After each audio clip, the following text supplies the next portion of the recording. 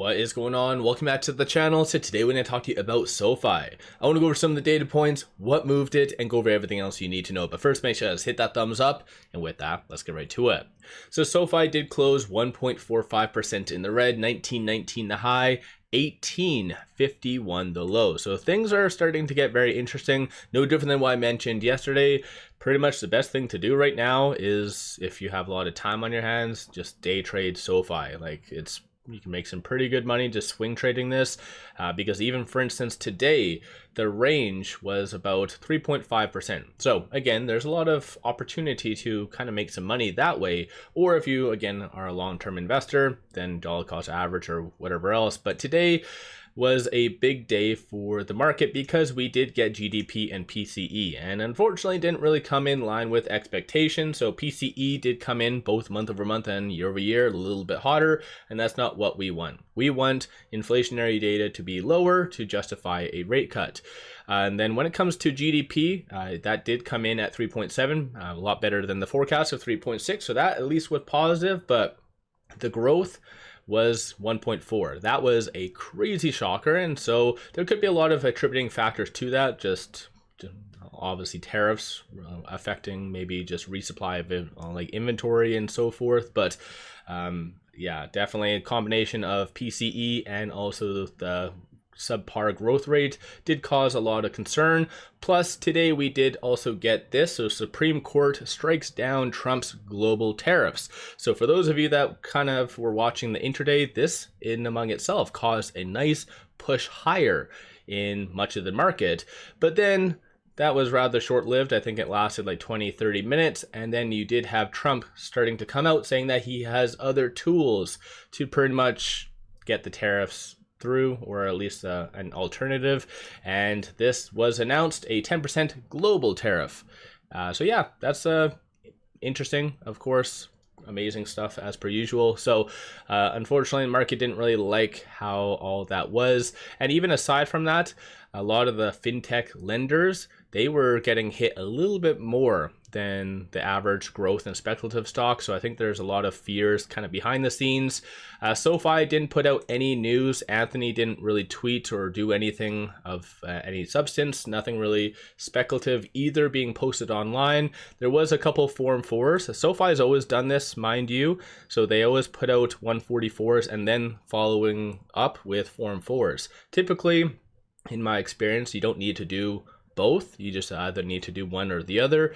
But SoFi has always done a 144 following up with a Form 4. So this isn't new information. We already know this all from the 144s. So let me know your thoughts on that in the comments below. Aside from that, shorts did return 527,000 shares. So if you kind of read between the lines, that is relatively optimistic, because shorts returning kind of shows that today's red day wasn't justified. So again, that might be something, or potentially they could be just freeing up some room to later double down. I guess we'll have to wait and see. But 8.8% of the free floats being shorted works to be 111 million shares. Not really much change, unfortunately, over the last little bit. Still some signs of naked shorting, and you can kind of tell based on the shares on loan being only 89.7 million, does signal that some institutions did sell out. And even a lot of long investors are starting to acknowledge, saying that a whale just sold, blah, blah, blah. I was trying to find out what this individual Cole kind of saw roughly around that time frame, 1224. So there was no transactions on the secondary market, so the largest being 3.9 million. So big money wasn't really doing all that much associated to SoFi, at least on the secondary market, because even right here you have pockets of buying, pockets of selling, so all over the place in all fairness. But based on the timing of this, so 1224, there was on the dark pool some abnormal transactions at 1224, so possibly that, yeah, obviously I guess the timing, that's what he was kind of referring to. And based on the time stamp, it is fair to assume that both of these are one entity, just it was kind of broken into two.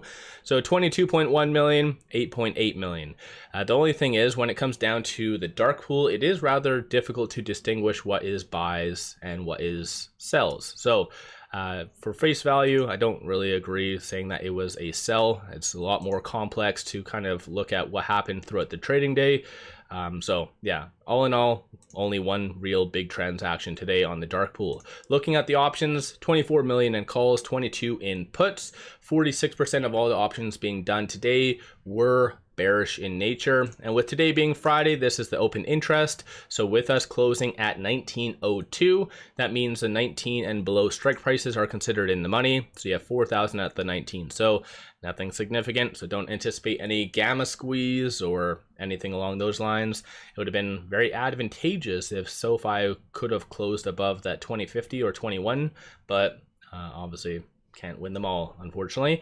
Nonetheless, with it closing at 19.02, it is trading between this S1 and this S2. So right below this S1, so 19.05 is going to be a key pivot, ideally for next week to get over early, and then 18.93 and then 18.74. And today, I don't think people realize how close SoFi was to kind of spinning out of control, because we did break below this S3, so 18.74. So things could have got quite horrible for SoFi. And I think in general, I've been mentioning that the market has been really hopeful and it wants a reason to go higher. And so we had Wednesday, the FOMC minutes. Unfortunately, we were rather let down by that. Today, we did have a certain level of optimism that PCE was going to come in lower, GDP and others were going to come in better than anticipated.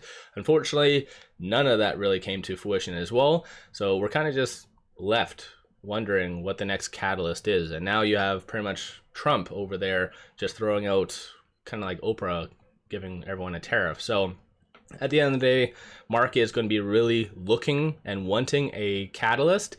And right now, at least from what I can see, there really isn't anything that the market is going to get all up and down excited about. So unfortunately, based on the technicals, which even leading into this week wasn't the greatest. So this is kind of the first time in a while, like 5-6 consecutive days, that we didn't even touch the 10-day moving average. So SoFi is definitely losing a lot of momentum, but then again, it's not just SoFi, it's everyone and their dog. There seems to be a bigger rotation starting to occur.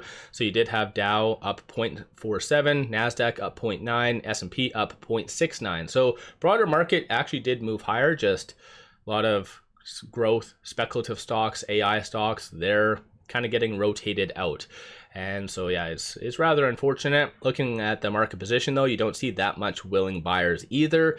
So this is where those key levels that I kind of mentioned, if they break, then we could be seeing an interesting consolidation. So let me know your thoughts on SoFi. Are you buying? Are you selling? What is your kind of general mentality of SoFi as well as a broader market? Stay tuned for my video over the weekend where I go over some expectations of where SoFi could be going for this upcoming week. One final thing, pop over to my Patreon if you're looking for some solid buy signals on stocks, options, crypto. Put out daily day trades, numerous swing trades, worthwhile to pop over there and check that out. With all that, appreciate all of you watching.